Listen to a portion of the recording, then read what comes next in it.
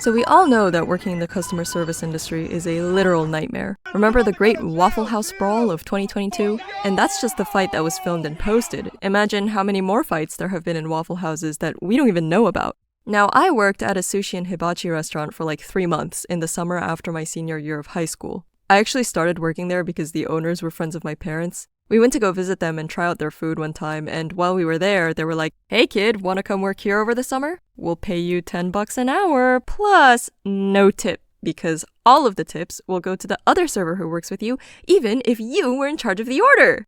And I was just like, "Oh, yes, sweet, I love being exploited." And a few weeks later, I unfortunately got the job. Okay, but for real, my time there was honestly not that bad. Sometimes it got kinda busy on the weekends, but most of the time there were barely any customers, so I could just chill on my phone until someone walked in. The only really weird customer experience I had was when I was still pretty new to the job. I was at the restaurant a few minutes before opening, counting cash, prepping stuff, whatever. And then right when it hit our opening hour, the phone rang. Ring, ring, ring, ring, boop. "Hello, how can I help you?" "Hi, I never received my DoorDash order."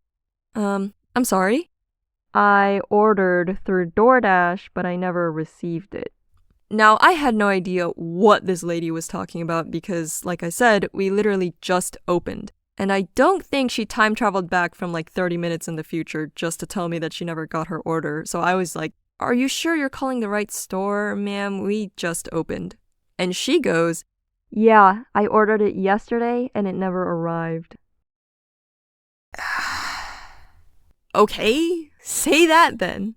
So I apologized and told her that I wasn't working the night before, so I wasn't too sure what happened, and my coworkers didn't seem to know either.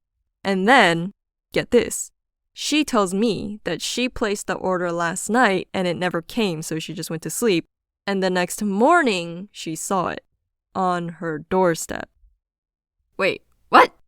She had the damn order all along!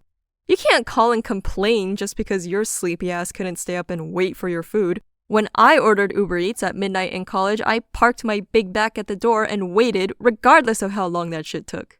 Also, why are you speaking like that? What, you thought throwing in a couple plot twists was gonna make me refund your order? Yes, actually, that's probably exactly what she was trying to do. She kept complaining for a while, but obviously there was nothing we could do. And then she asked to speak to the manager, that's a classic. But when I turned to hand the phone to the grumpy Korean lady, she just waved a dismissive hand at me and I had to stand there like... I think that was probably my most noteworthy customer encounter. I guess I didn't work long enough to really get the true, hellish fight to the death type experience. Some people would just do random things that made me a bit uncomfortable, like ask how old I am, and then when I say 18, respond with, "You're not 18, you're too young to be working here." Okay. Really, my main op that summer was the grumpy Korean lady. Since my first day on the job, I could tell she did not fuck with me.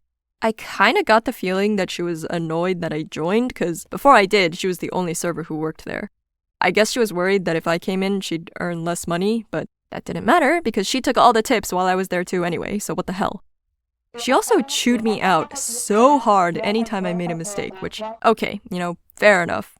But she genuinely had me on the verge of tears for forgetting to put sauce in someone's takeout order. Did you really have to yell at me like that? My other coworkers were nicer though. There was the sushi guy, but we didn't talk much because he didn't speak much English. Pretty nice dude though, until I once caught him vaping indoors, literally right next to the sushi, so I don't know if we had much in common. Then there was the hibachi chef. He was epic, love him. One time he called me into the kitchen to show me this heart he made out of shrimp. Also, he was always cooking up some bangers for lunch using whatever random ingredients from the kitchen, and I actually got to try a bunch of new foods through him. I tasted goat meat for the first time when he made some sort of goat soup once, which I don't even know where he procured that, because we didn't have goat on the menu or anything. We also had fried rice, tomato egg, pho, ceviche, pretty much anything except our actual sushi, which was kind of sad because I'm a freaking fiend for sushi. But it's expensive, so yeah, I wasn't allowed to eat it for free. Except one time we got this massive online order of just a bunch of rolls and stuff. I remember I had to use one of the bigger paper bags to pack it because the ones we normally use were too small to fit all of it. But no one came to pick it up. We still had it by the end of the day and I was like, Oh no, what are we gonna do with all this? Oh, if only there was someone who really liked sushi around who could take it all instead. Who could possibly take Zuba's place? Anyone? Someone? No one? Hey, you, sir! I guess not. So I got to take the whole bag home and eat a bunch of sushi at like 11 p.m. and that was pretty nice, I gotta say.